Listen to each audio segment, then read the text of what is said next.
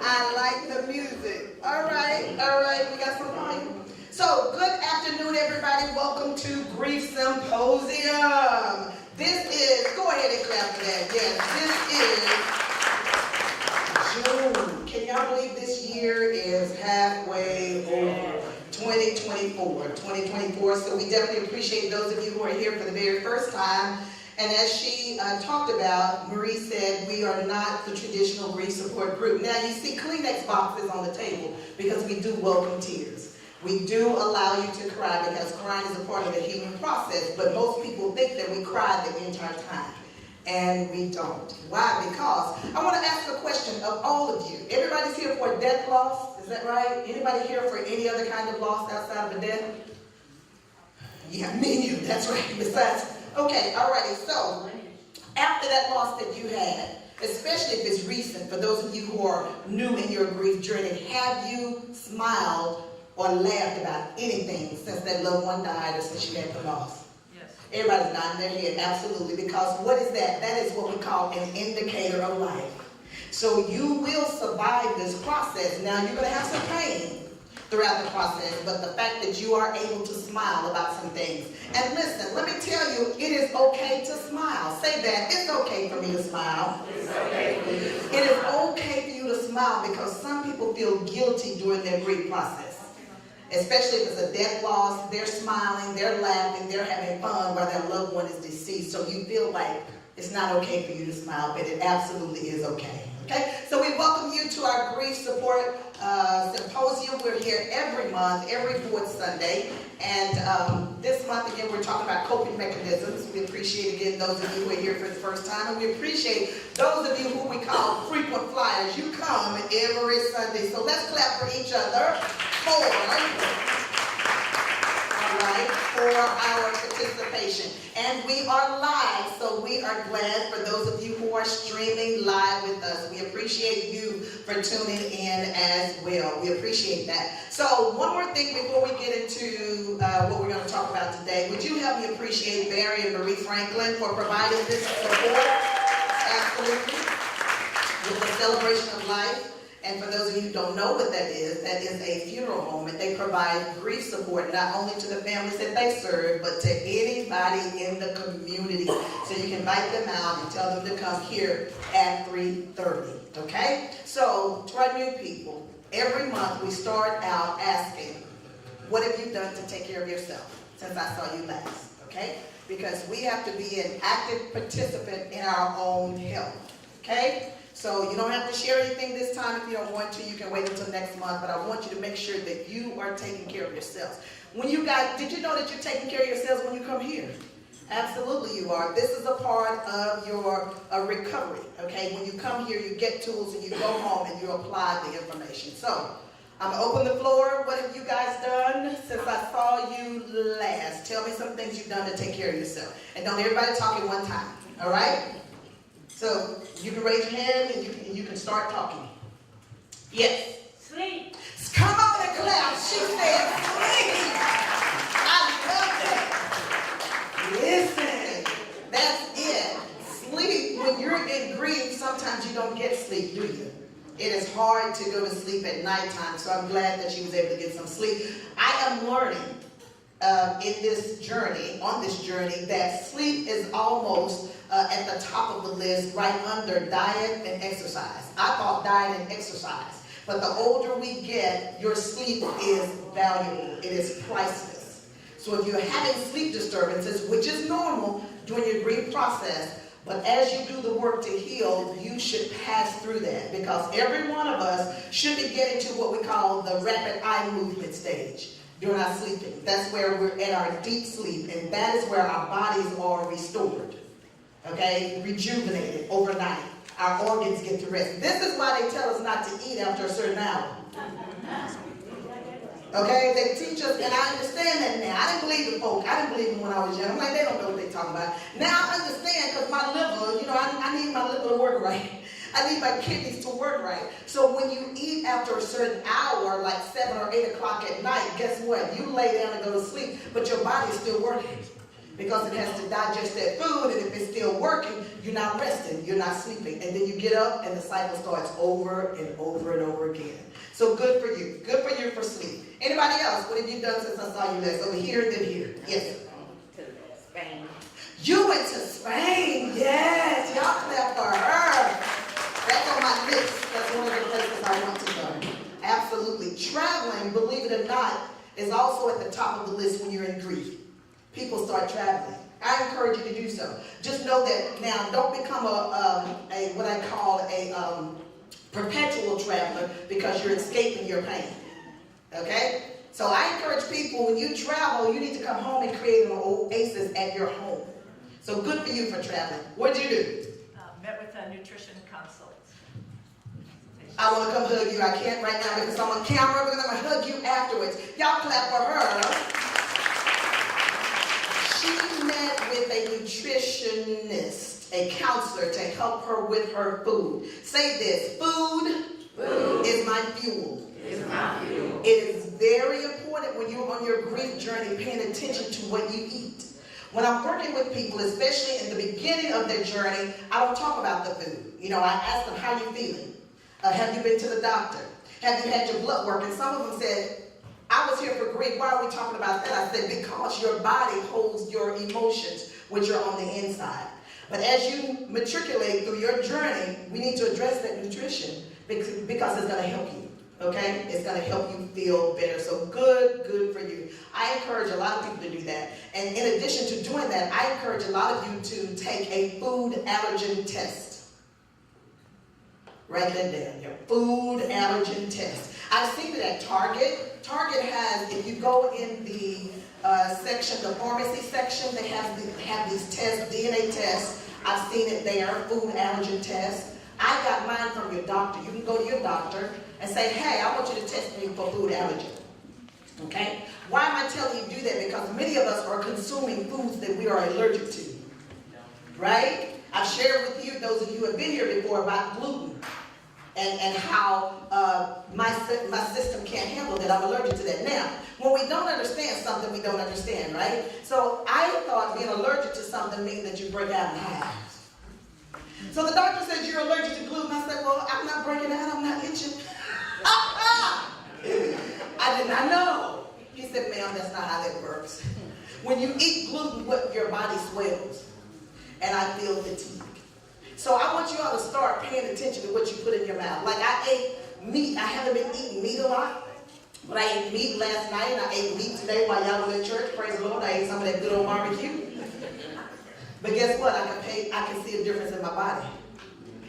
So I said, okay, I got to calm that down because I don't eat the pork because my body responds differently. Okay, so I want you to do that. Get a food allergen test to see what food you're allergic to so that you can feel better. All right, anybody on this side? Everybody on this side already, where any answers over here? What have you done to take care of yourself since I saw you last? Yes, sir. I started riding the bike and the dog. You and the dog on the bike? Oh, he's got all right then. We ride at least 3 miles a day, and sometimes at night. And I made an appointment to go to the doctor. Y'all clap for him. That is very good. So you started riding the bike, you and the dog, that is good.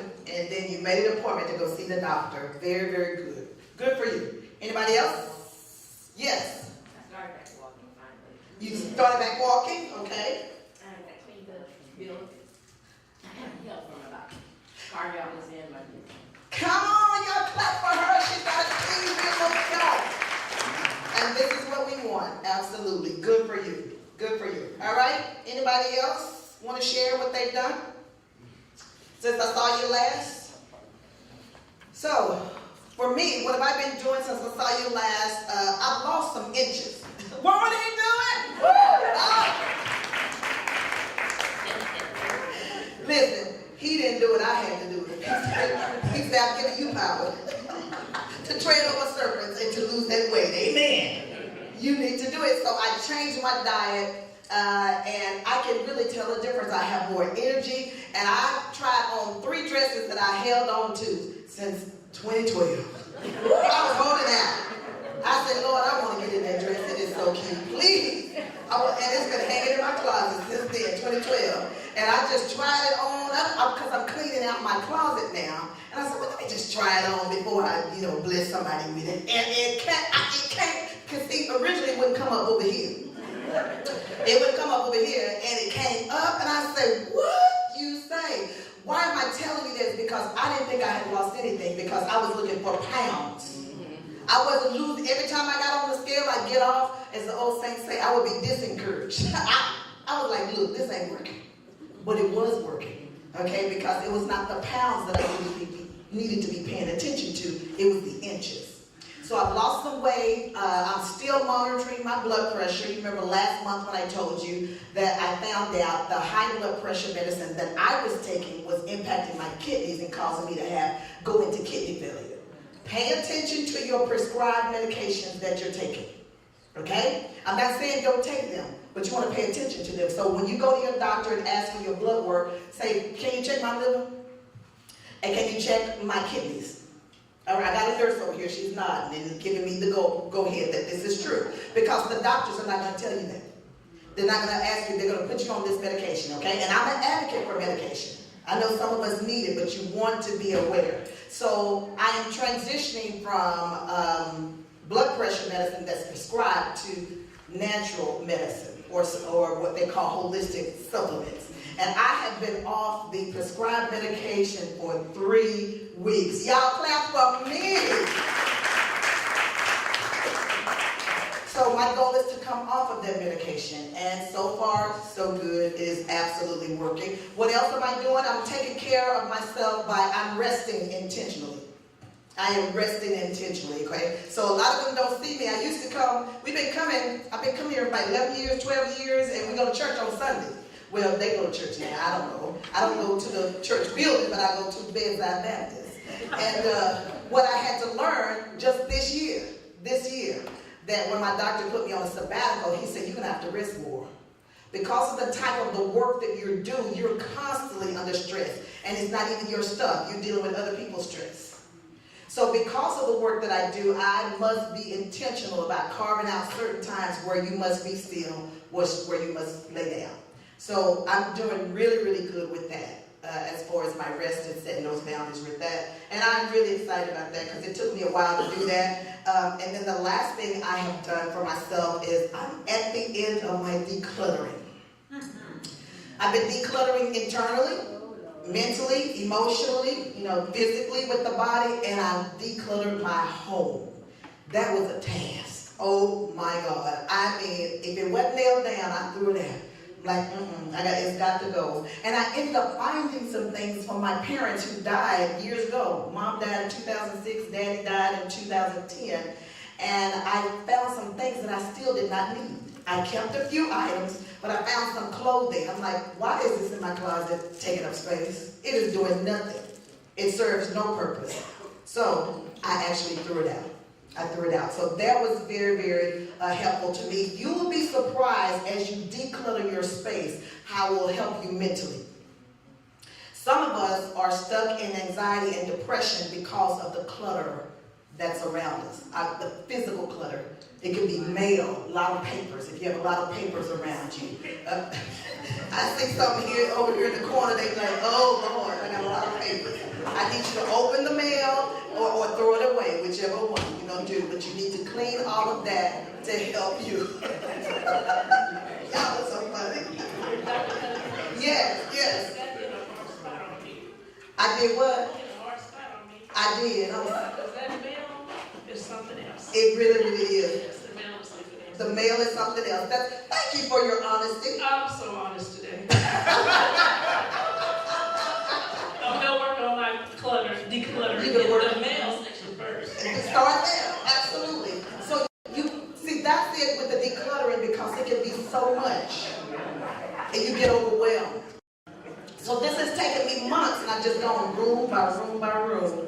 And now I have the last 3 rooms, my office, which is full of paper as well.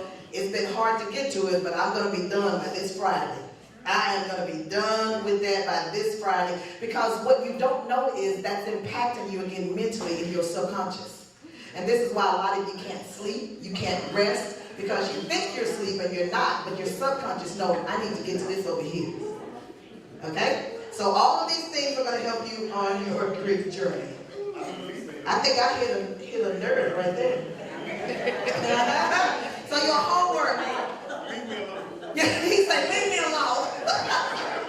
So I want to challenge you.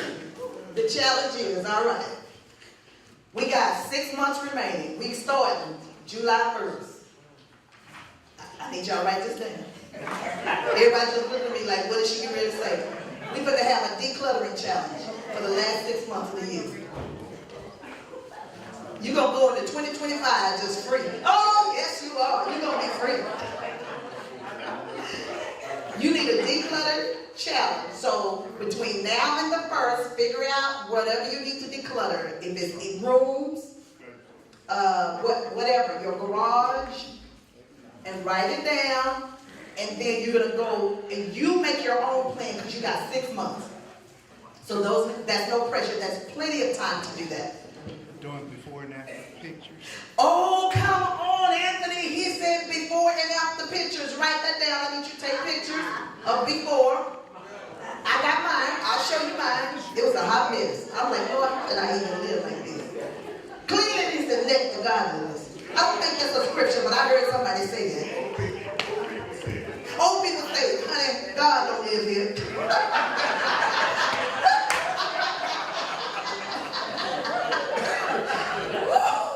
Okay, so I've got my before shots, and I have some after shots, so let's do that. And we're going to show that in our progression at the end of the year. All right, y'all in? We going to do it? I didn't hear anybody respond. Are we going to do it? Okay.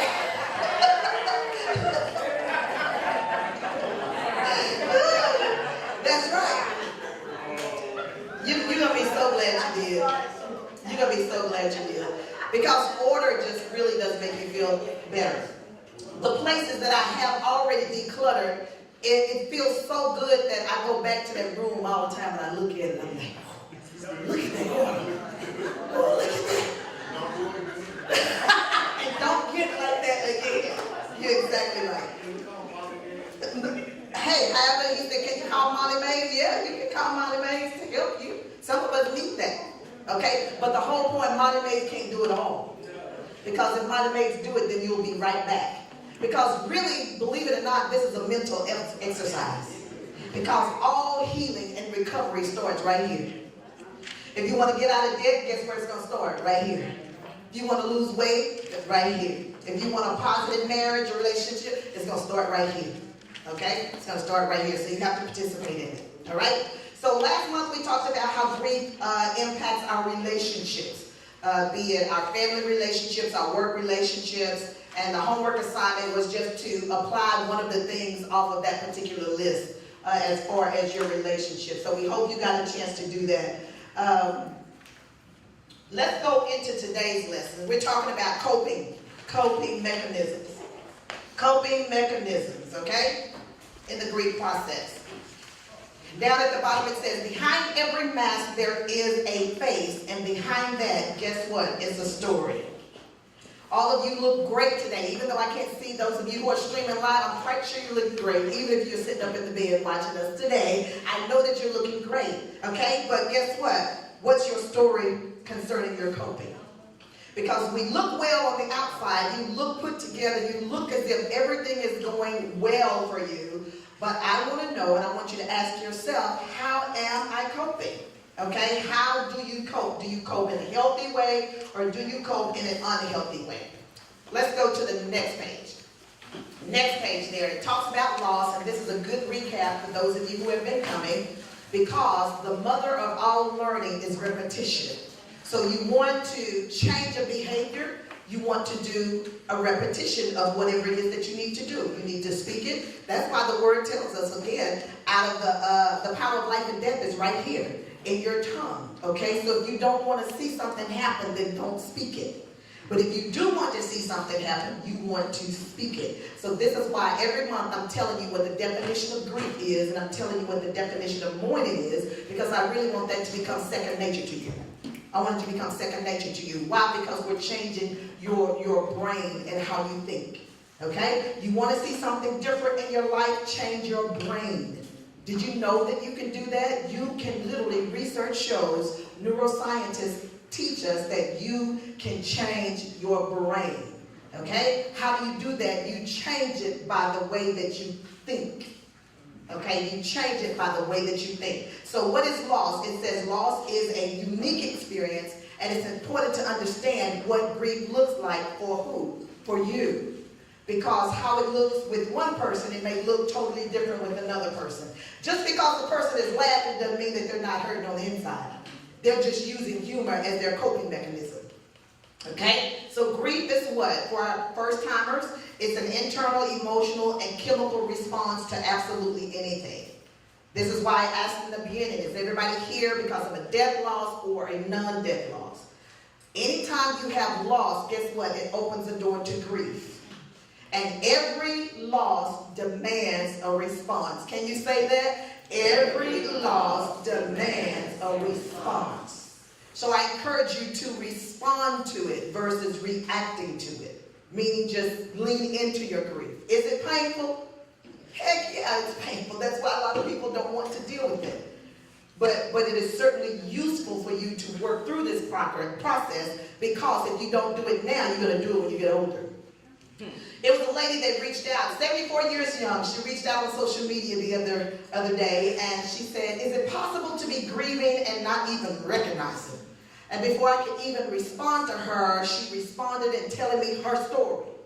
Her story. I'm 74 years old, about to be 75, and I have not been happy since ...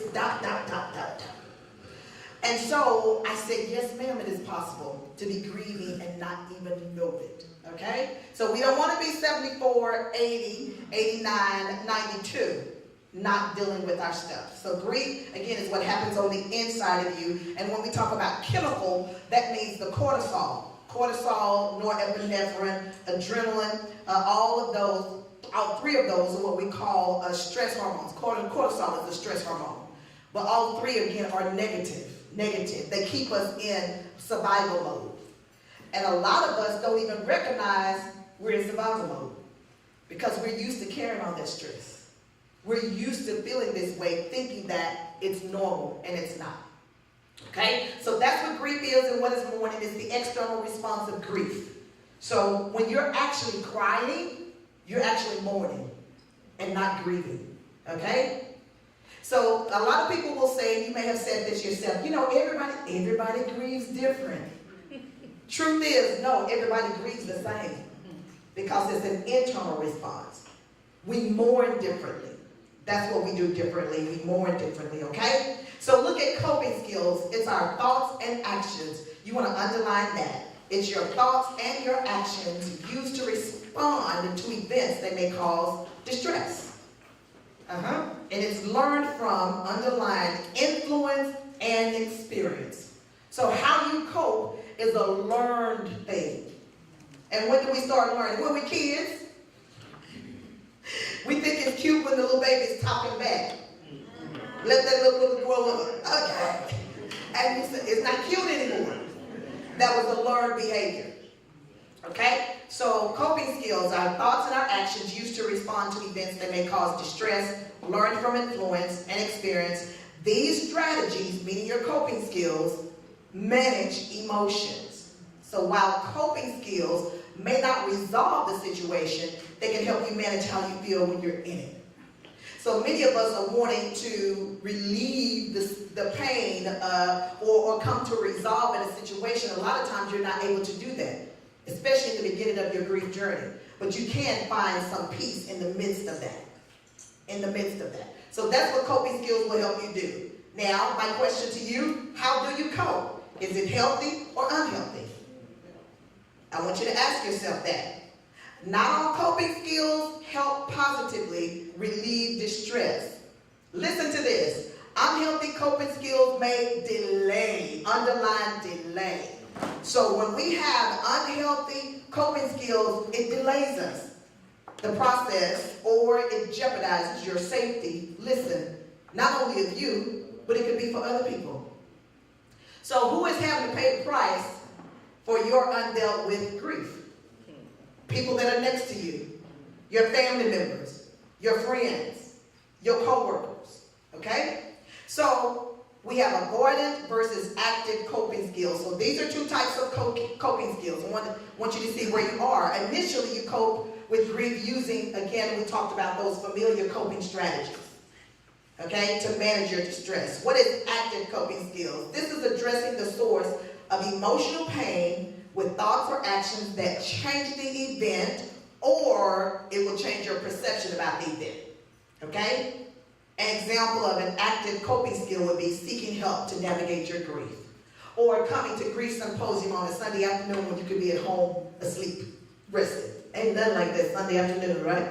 Sunday afternoon nap, especially after you've eaten, okay? So what's avoidant coping skills? Using strategies to take your mind off of the event, such as escapism. You can write busyness.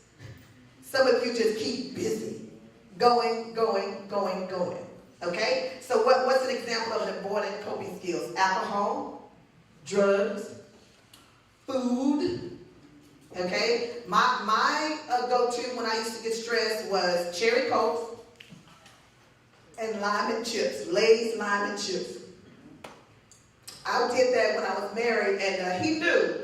If he came home and I was drinking a cherry Coke and eating some lime and chips, he knew to go in the other room. He said, she's stressed, let me leave her alone. Okay? So that was unhealthy. So find out, look what you're putting in your mouth, and look when you're putting it in your mouth.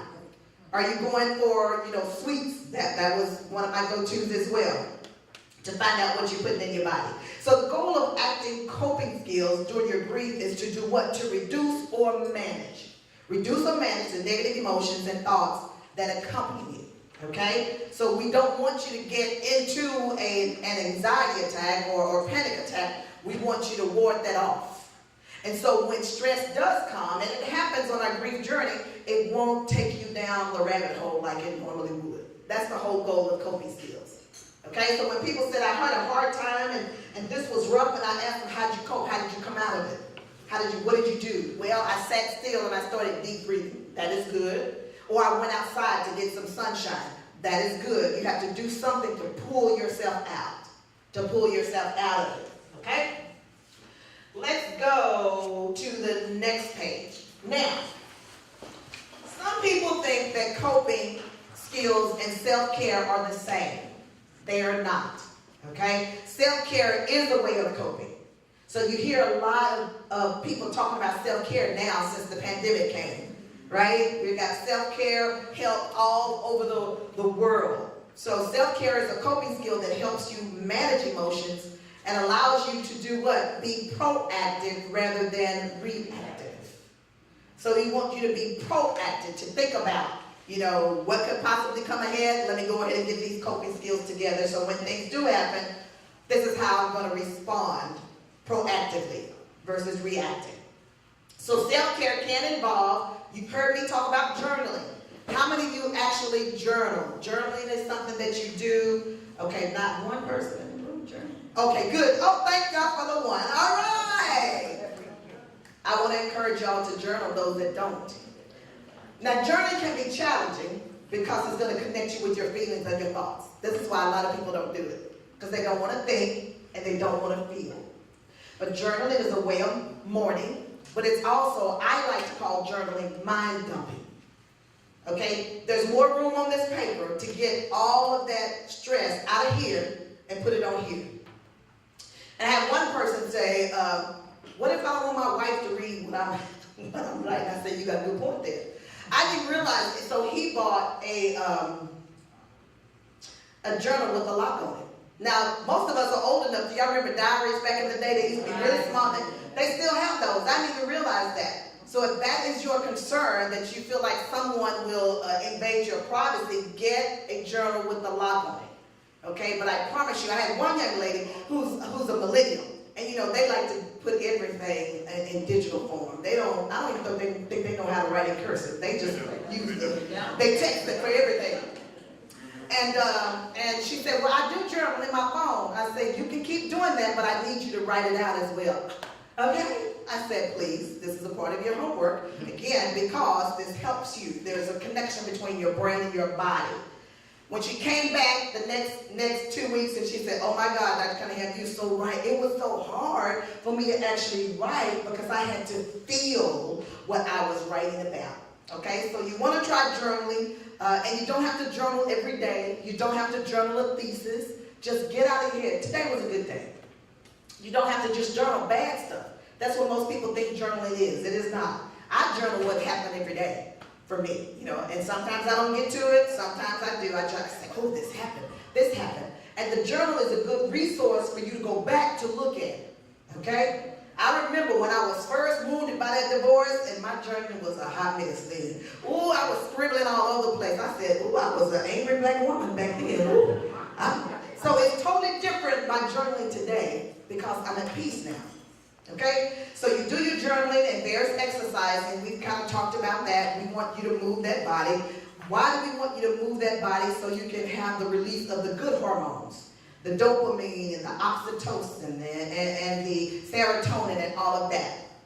Definitely getting professional help if you need it. Asking for support.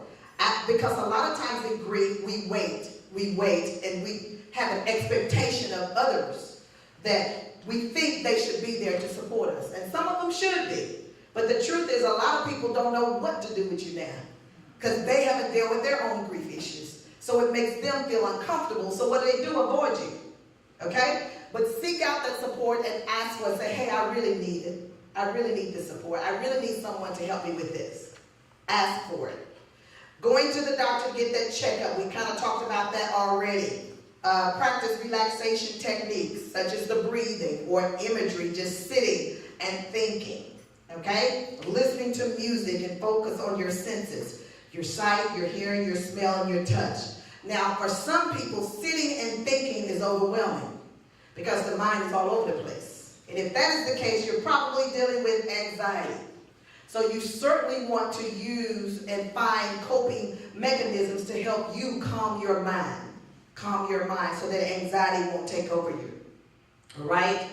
So it says at the bottom, put your coping skills to work by. First thing, acknowledging that you are in the grieving process.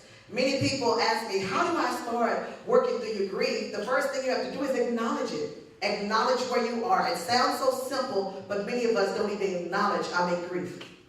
So you got to be able to acknowledge that you're in the grief process. And the second thing is give yourself permission. That's a huge one. Give yourself grace.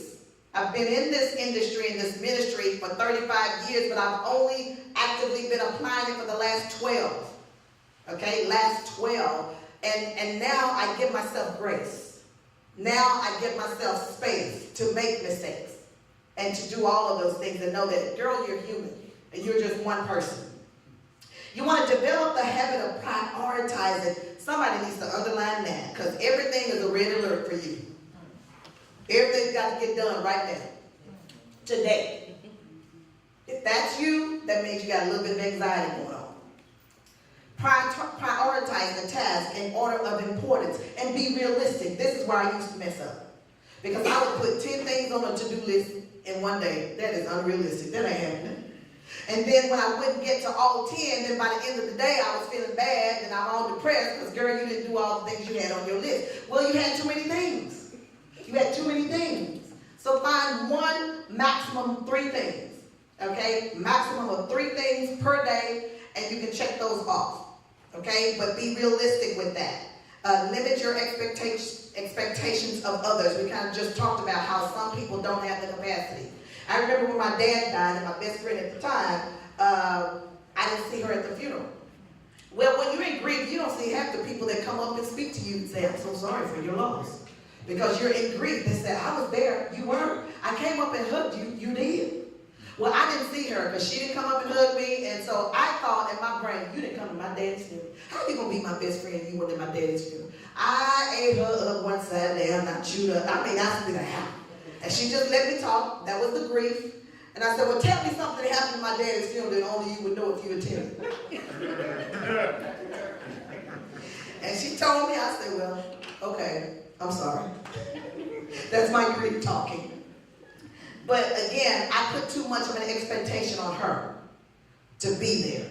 Okay, so you want to limit your expectations. Learning to recognize your emotional triggers. Learn what triggers you. Okay, because sometimes you can avoid certain triggers. Not all triggers you can, but learn what triggers you until you're able to handle it. Because triggering is what happens in your brain. For our new people, you never forget memories. Some people say, when am I going to forget the picture of seeing them die in front of me? Or seeing them in the casket? Or seeing the marriage end? Memories never leave. So what our brain does, it goes through our life and it takes pictures of our life experiences. And when something happens in the present that remotely reminds us of something in the past, your brain will go back to 1910 or whatever it was, get that memory, bring it back here, and make you think it's happening now. So that's normal. However, you don't have to always go down the rabbit hole when your brain is triggered. That's what you want to work on. Okay, not going down the rabbit hole, right? I told you I went down the rabbit hole when I saw that cross. You know, I'm trying to date the man who wore a cross, and my ex-husband wore a cross. And I said, I can't date him because he wore crosses. Now I can't date him. I didn't know I was going to feel, I'm saved and I love the Lord. How can I have problems with crosses? Jesus died on the cross. And I got problems with crosses. And because of the pain and the trauma. So I had to go back and work through that. I'm cool with crosses now. I think I am. Let me see. You just never know. Let's see another man that come along. Let me see. You wear crosses? Woo. So, number 6 is getting guilt-free rest. How many of y'all feel like it's just, I should be doing something when you sit there? You can't sit there because you feel like you always got to be doing something. Okay, that's coming from a trauma response called perfection, which is rooted in the flight in your brain. The fight, flight, freeze, fawn. The flight is where anxiety hangs out. Okay? So you want to be guilt-free. Child, I am so guilt-free with my wrist. Praise the Lord. Listen, I feel no waste time when they go to church and I'm at home in their bed. You going to church? Barry asks me every Saturday, you going to church? No, sir, I'm not. I'm going to bedside. I'll be here though. I love the Lord, I really do.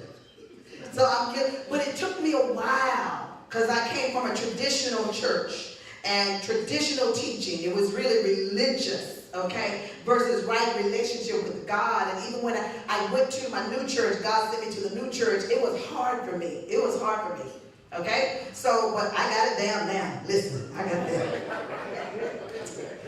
Assisting others in need is something that you can do. Assisting others in need, facing all situations with confidence, and remembering, circle number 9, remembering that what you feel, it is temporary. Even though it doesn't feel like it, it is temporary if you keep doing your grief work. Now, if you come here, you sit, you go home, and you do nothing, it is not going to be a temporary experience for you. Because there can be no transformation of anything if there is no application of whatever information you receive. You've got to be able to apply it. And again, don't feel bad. I just started applying it myself 12 years ago. All right? And then number 10, keeping in mind that you cannot change the past, but focus on the present and the future. Focus on the present and the future. Right? So this is what we're getting ready to close with. Our next page. I want you to create a toolbox for yourself. Okay? You can I want you to get a physical box. Whatever that looks like for you. Those of you who are creative, I know you'll make it really, really nice. But create a coping toolbox. And it should help you arrive at more balanced emotions or behavioral changes. Okay? So you want to secure a box or a container, whatever it looks like, with a cover, because you want to be able to cover it. You don't want people looking at your stuff. And then fill it with thoughtful items and messages you feel will relax you or distract you from going down the rabbit hole. That's called redirection. Okay? So what can you put in it? Jokes that make you laugh. I remember when I was going through the beginning of the divorce, and it was so painful, and a movie came on. It was Martin Lawrence, and I cannot think of the name of it right now. Had never seen it before. That was the first movie in my entire life that I laughed from the beginning to the very, very end. I was hurting that day, sad, in the bed, but that movie came on, and I literally laughed a whole 2 hours. And after that, I felt better. I got up out of the bed. okay? So jokes that make you laugh, a friend that you can reach out to, okay? A reminder of hobbies that you really enjoy, plan to pursue one day. Turn on the radio. As you can see, I like music, okay? Music gets to your soul. The root word of music means to think, to cause one to think, muse. Okay, so turn on the radio. Turn on the lights in your house. Are you in the dark all the time? Where it says, open up the shades. Yes. Depression. People who are depressed don't open up the shades. So we want you to get that sunlight in there. Okay, I see some eyes rolling over here. Okay. You got to let the sunshine in. Create notes with quotes, prayers, scriptures, and positive affirmations that give you hope. So my homework assignment that my therapist gave me, I had to redecorate my room. That was the only room that I had not redecorated since my divorce. I don't know why. That was the first room I should have started with, was the bedroom. I'm like, what was I thinking? I wasn't thinking. I did every other room. And he said, what is wrong with you? I said, well, I don't know. So that was in April. So from April to May, and I finished it this month, top of the month, I had to literally redecorate my room. And now I have positive affirmations all over the room. Absolutely, absolutely positive. So when I wake up, you know, it talks about today is a new day. You got this. Healing is not linear, okay? So when I wake up, I see all of that, okay? So that's going to help you heal. So create that space for yourself. You need to go on a walk. We talked about that. I'm doing the best I can, and I will get through this. This is a positive affirmation that some of you need to say to yourself every day you get up. I have clients who have sticky notes that they put on the bathroom mirror because they're going to go in the bathroom every morning. And she tells herself such and such and such before she goes to work. All right, let's get it. Okay? So you can tell yourself that. You can add scents to your box, you know, candles, sachets, you know, anything scented, because it's going to help you with your smelling sense. What you smell makes a difference. And I'll leave that right there because I was going to ask what your house smell like. Okay, I want it to smell good. Okay? Funeral homes that smell good make me happy. Funeral homes that smell like funeral home, I'm like, we don't want it to smell like that. Okay? So we want you to have good sense. Create a playlist of songs that are calming and pleasing, or praise and worship songs. Those songs that can get you, as relates to the Lord, get you right in the presence, play them all the time. Then those songs that make you dance, when he was playing James Brown, that'll get you moving. A friend of mine, when I was going through the divorce, he sent me a playlist, and I didn't know what a playlist was. I still don't. I don't even know how to create one. But he did it, and all I had to do was push play. And he had a whole bunch of songs on there. One that would get me was Aretha Franklin, and then another one was I'm Every Woman. I don't know who was that song there. I'm Every Woman. And every time that song come on, who was it? Shaka Khan.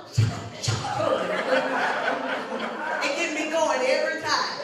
So create you a playlist, okay? Especially when grief comes in, you can put that on, and I promise you, it'll take you out of this space. I'm not saying don't allow yourself to grieve. I'm just saying this is a part of it so you don't get stuck in your grief.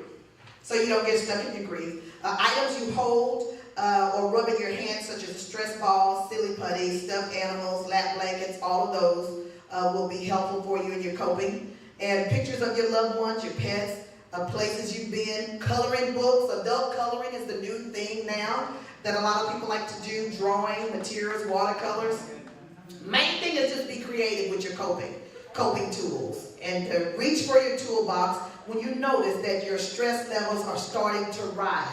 I have a client who does that. I love when she comes. I just love her personality and her spirit. But she journals a lot. She's very active in her journaling, but she's also creative. So when she comes and she sits across me and she'll open up her journal and she's giving me the report of everything that happened within the last 2 weeks of when we saw each other, I see all of this color as she flips through in her journal. I can tell when she had a hard day, maybe some black coloring, matte colors, but then she'll have these other colors as well. Okay? So you want to be creative, and when you feel yourself going into that stressful mode, go to that toolbox and pull out one of these things to do. Okay? And just pick one of your tools randomly, and then just allow yourself to be in that space. Okay? Nothing has to be necessarily wrong, but you want to be able to have active tools available to go to that you can use when you find yourself in a tough spot. All right? Any questions about today's or comments about today's lesson? Nope. All right? So we're going to close with an exercise. We're going to close with an exercise. So if you are able to stand, I'm going to ask you to stand. You don't have to say anything, but I need you to stand and get yourself some room. And actually, you can come up here with me because we're going to be moving around a bit. We're going to be moving around a bit. So you can stand. Ladies, you can leave your pocketbook there. I'm watching it for you. Ain't nobody gonna steal it. I'm watching it. And some places you go, you gotta watch your pocketbook. Okay? Keep my pocketbook for me. One of my godmothers, I went to a family reunion with her family. She went to go fix her plate. She said, "Girl, watch my pocketbook." I said, "This your family." That's why I say, watch my pocketbook. Come over here. Somebody can come up here with me. Don't leave me up here by myself. She can sit. Do you want to stay? You don't feel like standing? You don't have to if you don't feel like it. But yeah, so what? You gonna come on up here. This is my dance party. Y'all clap as she come up here. Come on up here, dance party. Also clap for her. She showed me her binder. That she is a big 3-ring. Can you bring it up here for us so we can show you? She keeps all the materials that we give her every month. And look at this binder. Look at that. Isn't that nice? Y'all clap for her. She calls it her grief ministry binder. Okay, thank you for that. All right. So what we're getting ready to do, I'm going to say face to face or back to back. Okay, I'm going to say face to face or back to back. So what I want you to do is go find somebody that you're not next to. Okay, you're going to go around the room and you're going to do this. When I say face to face, you're going to do this. And I need you to look in their eyes. Y'all do face to face until I say stop. Or when I say back to back, you're going to go back to back. Okay? So this is what I need you to do. Go find somebody on the opposite room. And I want y'all to be back to back. She tried to cheat. Now back to back. Find somebody that you didn't come with. Back to back. Everybody needs somebody. You didn't come. You gotta stay right there. You gotta stay right there. So everybody have somebody. We need to come back over there. Yeah. Back to back. Okay, Marie, I don't have nobody. You come back to back. All right. All right. So now what we're getting ready to do, I need you to find somebody else to go face to face. All right. We're moving. You moving too. Face to face with somebody. You can do it. I'll be face to face. Yeah. Face to face. Are y'all face to face? Y'all side to side. Face to face. All right. Good. Okay, everybody's face to face. All right. Now let's go back to back. Find somebody else. Back to back. Find somebody else. Y'all did good. Back to back. Somebody else that you didn't. Did y'all train over here? Y'all did. All right. Y'all not cheating. Okay. You need somebody to go over there. You in the corner. Over here. There you go. All right. Okay. Y'all good. All right. Go find somebody else new. Let's do elbow to elbow like that. Elbow to elbow. Come on. Have you do that elbow. Somebody do. You ain't came out this corner at all over here. Okay. But it's somebody new. Elbow, elbow, okay. Truth, what are you doing? You got somebody? I don't see. Where are y'all? Oh, okay. Okay. One last one, face to face. This is going to be the last one. Go find somebody new. Go face to face. Face to face. Find somebody. Face to face. Somebody new. Somebody new. Somebody new. Face to face. They dancing back in the corner. All right, face to face. I see you, Terry, over there. All right. All right, y'all can clap for yourselves and get back to your feet.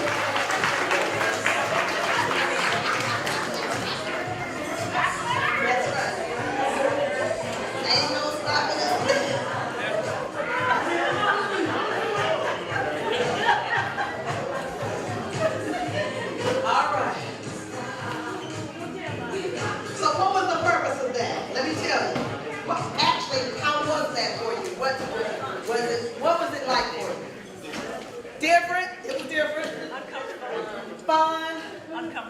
Uncomfortable. That's the word what was uncomfortable for you? Face, absolutely being face to face and not knowing if you're supposed to talk or not. Marie said we're not supposed to be talking. And she gonna be in charge. Okay, we ain't talking. Be quiet. She just said face to face.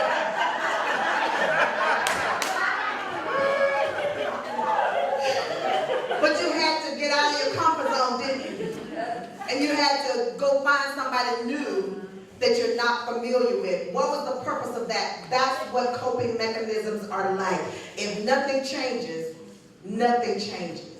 Okay, so many of you are stuck in your grief and not able to move out because you're not willing to open up and try these different coping mechanisms that you've never tried before. And is it going to be uncomfortable? Absolutely it is, but it is certainly worth it. So you guys did a good job by moving around. Give yourselves a hand clap. As Miss Marie comes and close us out, we will see you guys next month. And remember, I want you to figure out what you're doing to take care of yourself. I'm going to ask you next month. Okay, what coping mechanisms did you apply, all right? Y'all have a good one. All right, y'all give Dr. Cunningham again. That was a good session.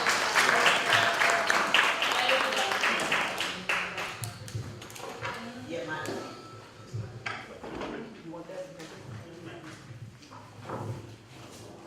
Am I on?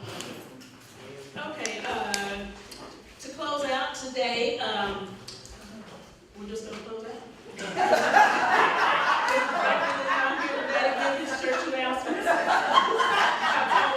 told him he better send me some if you want me to get them.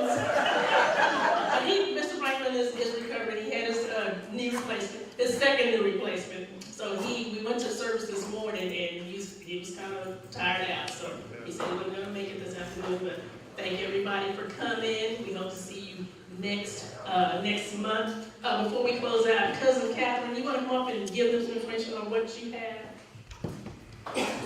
All I got is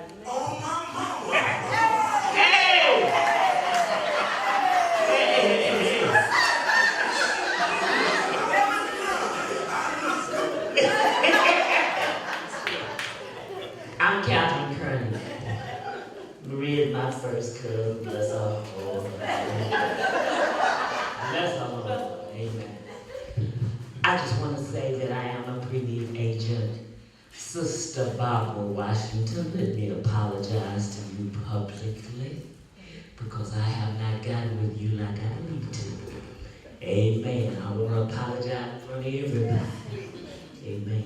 Your phone rings, but sometimes you don't answer. Amen. But I love you, and we will get together. But I am a pre-need agent, that is pre-arranging your funeral services while you are alive and can make decisions for yourself. Amen. That's what I do. That's what I do. Now, as you can see, I did not participate in the face-to-face, back-to-back, elbow to elbow, because I do that every day. I deal with nuts every day. Amen. I do. Really, I do. But anyway, it's all right. That doesn't mean I'm not a nice person. I was obedient to what the sister asked, but I knew to stay in that corner over there. Amen. But anyway, that's what I do, and if you're interested in talking to me about pre-arranging your funeral service, I do only work for a life celebration by Franklin. That's who I work for. And so I write pre-arrangements for that funeral home. Okay? So I have cards if you want them. I have a piece of paper if you want to leave your number. But if I give you a card, you probably won't call me. Amen? So anyway, that's who I am. God bless you. I look forward to seeing you all next month. And it's good to see all these people in here that I know. God bless you. If you need me, I'm here. Thank you. Something else I was supposed to say, and I don't know what it is. Anyway, thank you all for coming. What was that? We'll put whatever that the announcement is, we can put it online. Oh, so look online. If I give my announcement, I'll put it online. Thank you. So that's all we have for today. Thank you all for coming. You guys can give us some music and grab your snack, and we are all going to go home. Fourth Sunday next month.